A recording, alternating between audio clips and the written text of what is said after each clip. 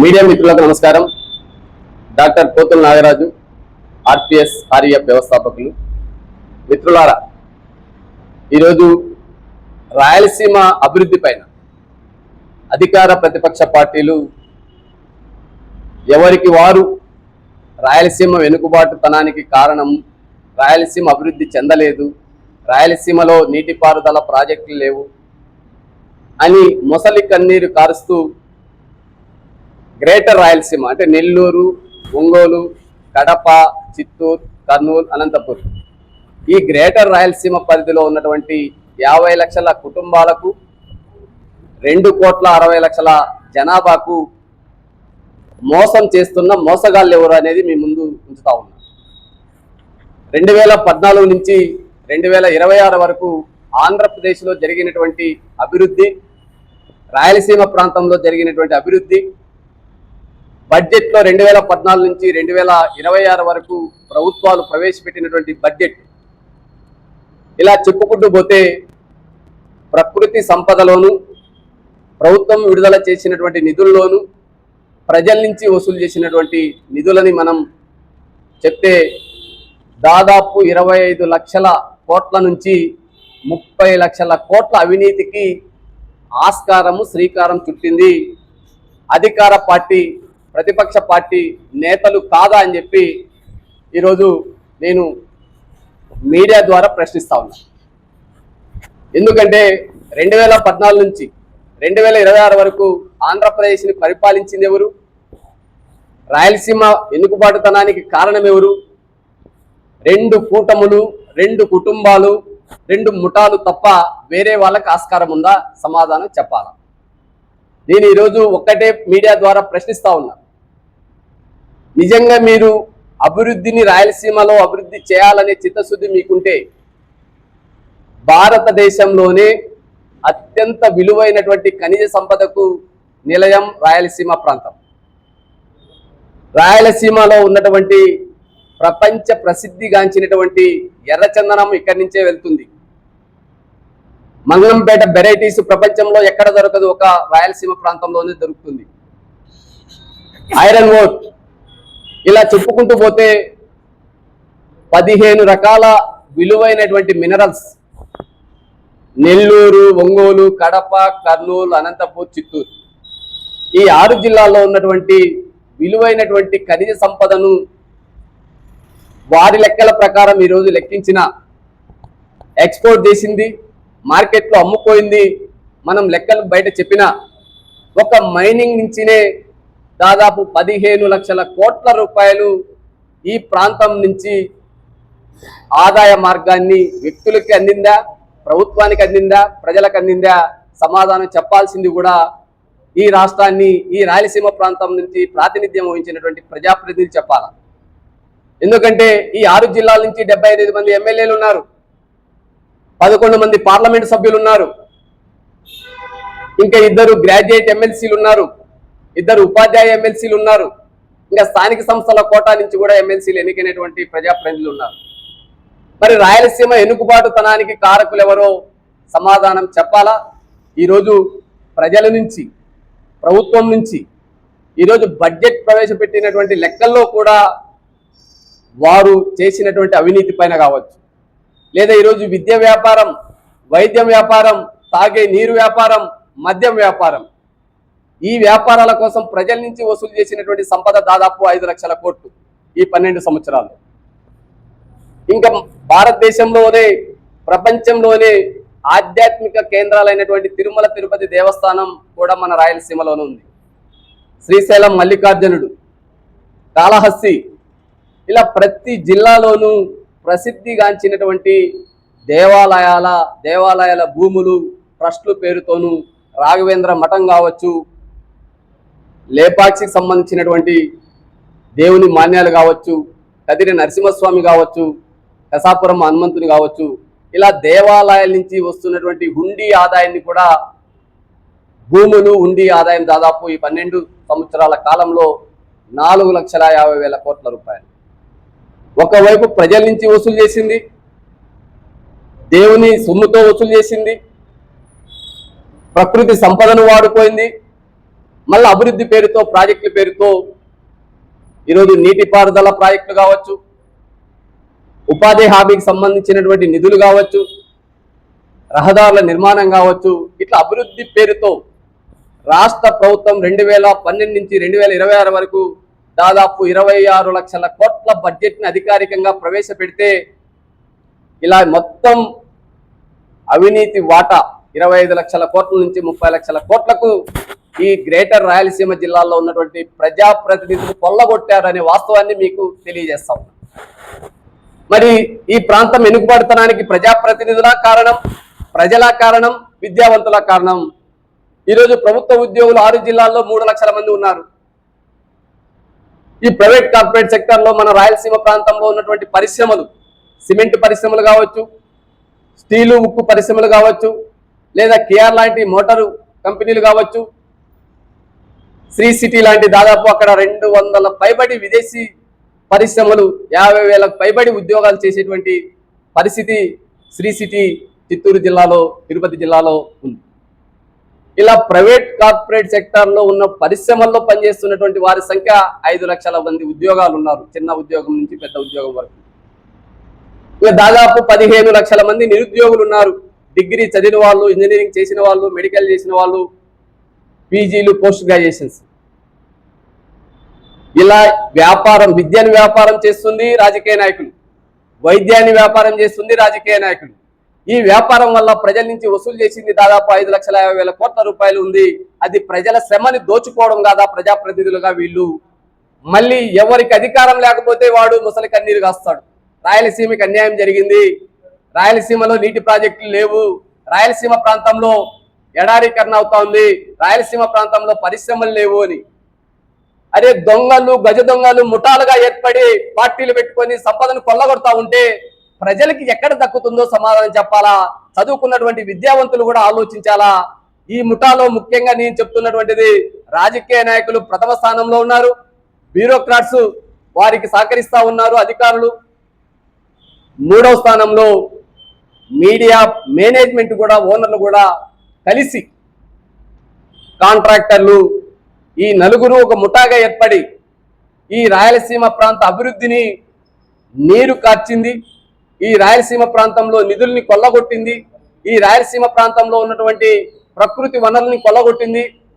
ఎందుకు ఈ విషయం చెప్తున్నానంటే 50 హెక్టార్లో, అంటే 27 హెక్టార్లో ఉన్నటువంటి ఓబులాపురం లాంటి ఒక చిన్న మైనింగ్ లోనే, ఐరన్ ఓర్లో గాలి జనార్దన్ రెడ్డి అనేటువంటి ఒక నేరస్తుడు, ఆర్థిక నేరస్తుడు 48,000 కోట్ల రూపాయల ఐరన్ ఓర్ని చైనా మార్కెట్కి తరలించి ఆదాయాన్ని పొందినటువంటి పరిస్థితిని మనం చూసాం. అది ఒక ఐరన్ ఓర్ నుంచి మాత్రమే మీకు చెప్తా ఉన్నా. ఈరోజు అనంతపూర్ జిల్లాలో బంగారు గనులు ఉన్నాయి, డైమండ్ నిక్షేపాలు ఉన్నాయి, ఇంకా గ్రానైట్ కి సంబంధించినటువంటి వందల పరిశ్రమలు ఒక మడకసిర నియోజకవర్గంలోనే 1,000 కోట్ల విలువైనటువంటి మైనింగ్ జరుగుతూ ఉంది, గ్రానైట్ వ్యాపారం జరుగుతూ ఉంది. అలా రాయలసీమ జిల్లాలో నెల్లూరు చూసుకున్న సిలికాన్ లాంటి, ఒంగోలులో చూసుకుంటే మనం గెలాక్సీ గ్రానైట్స్, చిత్తూరు జిల్లాలో కుప్పం, ఇలా అంతర్జాతీయంగా ప్రసిద్ధిగాంచినటువంటి గ్రానైట్ పరిశ్రమలు ఉన్నాయి. మన తాడిపత్రిలో కావచ్చు, బేతంచెర్లో కావచ్చు, ఇలా ప్రతి చోట ప్రకృతి మనకు ప్రసాదించినటువంటి వరాన్ని వీరు కొన్ని ముఠాలుగా ఏర్పడి వీళ్ళ ఆస్తులు 94 ముందు కావచ్చు, లేదా 2004 ముందు కావచ్చు, ఈ రాష్ట్రంలో ఈ రాయలసీమ ప్రాంతం నుంచి ఎమ్మెల్యేలు అయిన వారు, ఎమ్మెల్సీలు అయిన వారు, ఎంపీలుగా అయిన వారు, ప్రజాప్రతినిధిగా ఆ రోజు ఖద్దరు బట్టలు కొనడానికి డబ్బు లేని వ్యక్తులంతా కూడా ఈరోజు ప్రజాప్రతినిధులు అయిన తర్వాత ఒక్కొక్కరు 100 కోట్ల రూపాయలు ఖర్చు పెట్టి తమ బిడ్డలకు పెళ్లిళ్ళు చేస్తున్నారు అంటే రాయలసీమ ఇంకా ఎక్కడ అభివృద్ధి చెందుతుందో సమాధానం చెప్పాలా అని చెప్పి ఈరోజు డాక్టర్ పోతుల నాగరాజు సోషల్ మీడియా ద్వారా ఈ రాజకీయ బ్యూరోక్రాట్స్, కాంట్రాక్ట్ మీడియా గజ దొంగల్ని ప్రశ్నిస్తా ఉన్నాడు. మీకు దమ్ముంటే సమాధానం చెప్పండి. మళ్ళా సిగ్గు లేకోకుండా జిల్లాల వారీగా రాయలసీమకి అన్యాయం చేశామని చెప్పి సభలు పెడతారు. అధికారం ఉన్నప్పుడు దోచుకోవడమే ప్రధాన అజెండా. ఎర్రచందనం ఎన్ని వేల కోట్లకు అమ్ముకుంటున్నారో ఇప్పటికీ లెక్కలేదు. మంగంపేట వెరైటీస్ ఎన్ని వేల కోట్లు కొల్లగొట్టారో తెలియదు. ఇలా 6 జిల్లాల్లో ఉన్నటువంటి మైనింగ్ లీజులు ఎవరి పేరుతో ఉన్నాయి? ఎమ్మెల్యేల కుటుంబాలు, ఎమ్మెల్యేల బంధువులు, మంత్రుల బంధువులు, వారి చుట్టాలు, వారి చుట్టరికాలు, వారు ఉంచుకున్న వాళ్ళకి తప్ప వేరే వాళ్ళ పేరు మీద, దళితుల పేరు మీద కానీ, గిరిజనుల పేరు మీద కానీ, మైనార్టీల పేరు మీద కానీ, లేదు రాయలసీమ జిల్లాల్లో 52% ఉన్నటువంటి బలహీన వర్గాల జిల్లాలో చేతుల్లో కానీ ఈ మైనింగ్ లీజులు ఉన్నాయేమో. ఇక్కడే మన కూతవేటి దూరంలో ఉంది జిల్లా మైనింగ్ డిపార్ట్మెంట్కి, లేదా రాయలసీమ జిల్లాకు సంబంధించిన నివేదికను రాష్ట్ర మైనింగ్ డిపార్ట్మెంట్ ద్వారా మేము అడుగుతా ఉన్నాం, ఎవరి పేరు మీద లీజులు ఉన్నాయి? నేను ఎందుకు ఈ మాట ప్రస్తావిస్తున్నానంటే, వాటి నుంచి వచ్చే ఆదాయాన్ని ప్రజలకు ఖర్చు పెట్టిన ఈరోజు 50 లక్షల కుటుంబాలు అత్యంత సంపన్నమైనటువంటి కుటుంబాలుగా రాయలసీమ జిల్లాల్లో, గ్రేటర్ రాయలసీమ జిల్లాల్లో ఉండేవి. 50 లక్షల కుటుంబాలకు 30 లక్షల కోట్ల రూపాయల అవినీతి సంపద పంచితే కుటుంబానికి ఎంత వస్తుందో మీరే లెక్కసారం వేయండి. ఇది నేను గాలి లెక్కలు చెప్పడం లేదు, వాస్తవాలు మీ ముందుంచుతున్న 2014 నుంచి 2026లో జరిగినటువంటి రాష్ట్ర విభజన తర్వాత 2 పార్టీలు కదా మన రాష్ట్రాన్ని పరిపాలించింది. మరి ఈ రోజు రాయలసీమ జిల్లాలకి ఎవరు తాగునీరు ఇవ్వద్దన్నారు? ఇప్పటికీ అనంతపూర్ జిల్లాలో దాదాపు 650 గ్రామాలకు మంచినీరు లేక అల్లాడుతున్నారు, ఫ్లోరైడ్ తాగి రోగాల బాధ పడుతున్నారు. అది మీ పాపం కాదా? మీ చేతగాని తనం కాదా?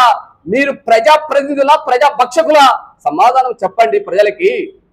మిమ్మల్ని ఓట్లు వేసి గెలిపించి ప్రజల సంక్షేమం పక్కం పెట్టి ఇసుక నమ్ముకుంటున్నారు, ఎర్రమట్టి నమ్ముకుంటున్నారు, పేద ప్రజల గూడులో కూడా కమిషన్లు కొట్టి వేల కోట్ల కుంభకోణాలు చేస్తా ఉన్నారు.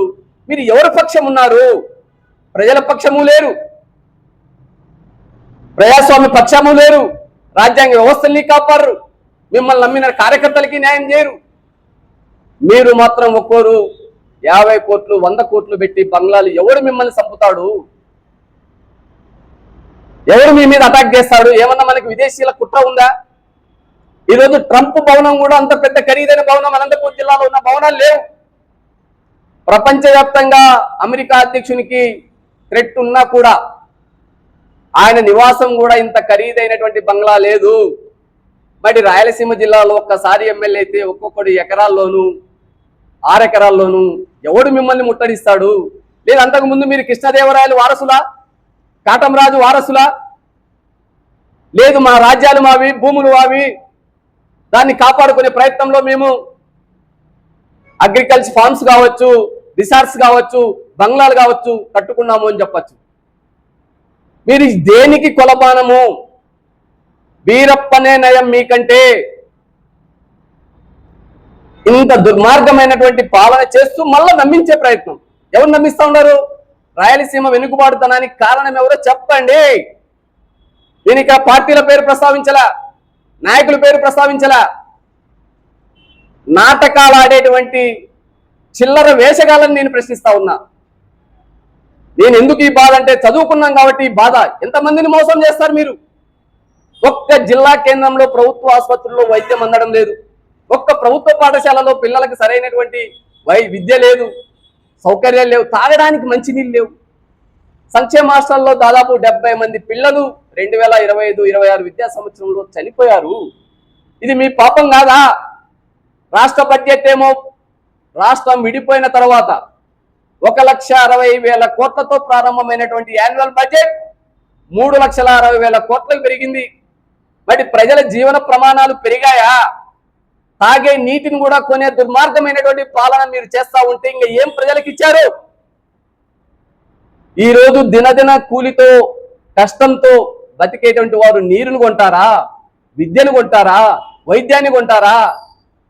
లేదా మీరు ఇచ్చినటువంటి పొల్యూషన్ వల్ల రోగాలు వస్తాయంటే పొల్యూషన్ కూడా ఈరోజు భరించలేనటువంటి స్థాయికి తయారు చేసి మీరు ప్రజాపాలన అని ఒకరంటారు. ప్రజలకు ఏమీ చేయడం లేదు. ప్రజలు బట్టలు ఇప్పి బజారు పాలు చేస్తా ఉన్నారు ప్రజాప్రతినిధులు. మొత్తం లక్షల ఎకరాల భూముల్ని కార్పొరేట్ గద్దలకి, కార్పొరేట్ దళారులకు అప్పగించే బాధ్యతను ముఖ్యమంత్రి, మంత్రులు దళారి పాత్ర తీసుకున్నారు. వాళ్ళు ప్రజా పాలకులు కాదు. ఎవరు ముఖ్యమంత్రి అయినా రాజ్యాంగబద్ధంగా ప్రజలకు పరిపాలన చేయవలసినటువంటి మీరు కార్పొరేట్ తొత్తులకి, కార్పొరేట్ కుక్కలకి, కార్పొరేట్ గద్దలకి లక్షల కోట్ల విలువైనటువంటి పేదల భూముల్ని దాదాపు ఆంధ్రప్రదేశ్లో విభజన తర్వాత 16 లక్షల ఎకరాల భూమిని కార్పొరేట్లకు అప్పగించింది మీరు కాదా? వారిచ్చేటువంటి కమిషన్లతో ప్రజల్ని భిక్షగాలు చేస్తున్నారు. ఈరోజు వ్యవసాయం చేసేటువంటి ఒక రైతు తిరిగి అదే భూమిలో కూలీగా వెళ్లే దుస్థితికి మీరు తయారు చేశారు. రైతు ఆత్మగౌరవాన్ని తాకట్టు పెట్టారు. మీ స్వార్థ ప్రయోజనాల కోసం, మీ ఆర్థిక ప్రయోజనాల కోసం, మీ కులాల అభివృద్ధి కోసం రాష్ట్రాన్ని, రాష్ట్ర ప్రజల్ని దివాలా తీసేటువంటి కుట్రకు శ్రీకారం చుట్టి మళ్ళా ఇద్దరు దొంగలు ఒక్కటైనట్లుగా ఈనాడు, ఆంధ్రజ్యోతి పత్రికల్లో కథనాలు వస్తే జగన్మోహన్ రెడ్డి 11 లక్షల కోట్లకు అవినీతి పాల్పడ్డాడు అని చెప్పి లెక్కలన్నీ తెలుస్తారు. అదే సాక్షిలో కథనాలు వస్తే చంద్రబాబు నాయుడు కొడుకు 8,50,000 కోట్ల అవినీతి చేశారు అని చెప్పి వాళ్ళు రాస్తారు. ఇది నాగరాజ్ చెప్పినటువంటి మాట కాదు. మీ ప్రధాన పత్రికలు, మీకు అనుకూలమైనటువంటి పత్రికలు, మీ కులాలకు సంబంధించినటువంటి పత్రికలు, మీరు పెంచి పోషించినటువంటి పత్రికలు వాస్తవాలు చెప్తా ఉన్నారు. దీనిపైన న్యాయ వ్యవస్థ ఏం చేస్తా ఉంది? సుమోటోగా తీసుకోదా? దేశంలో సిబిఐ ఎవరి గాడులు కాస్తా ఉంది? ఈడీ ఎవరి ప్రయోజనాలు చూస్తా ఉంది? నాకు కుటుంబం లేదు, పిల్లలు లేదు, నేను దేశం కోసమే కాపలాదారునిగా ఉన్నానని చెప్పినటువంటి ప్రధానమంత్రి ఈ పత్రికల్లో వస్తున్న కథనాలు నీకు చదువుంటే, కళ్ళుంటే చదవలేదా?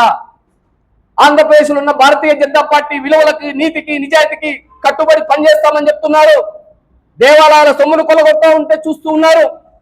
మైనింగ్ ప్రకృతి సంపదను కొల్లగొడతా ఉంటే చూస్తూ ఉన్నారు.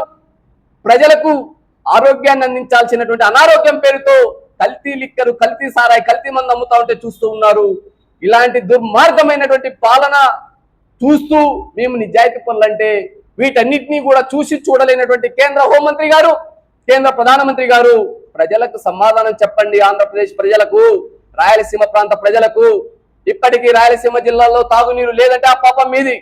1952 నుంచి ఇప్పటి వరకు మీరు చేసిన ఘనకార్యమేమి? మీ ఆస్తులు ఎంత? ఒక్కొక్కసారి ఎమ్మెల్యే అయితే 100 ఎకరాల భూముల్ని కొనుగోలు చేశారు.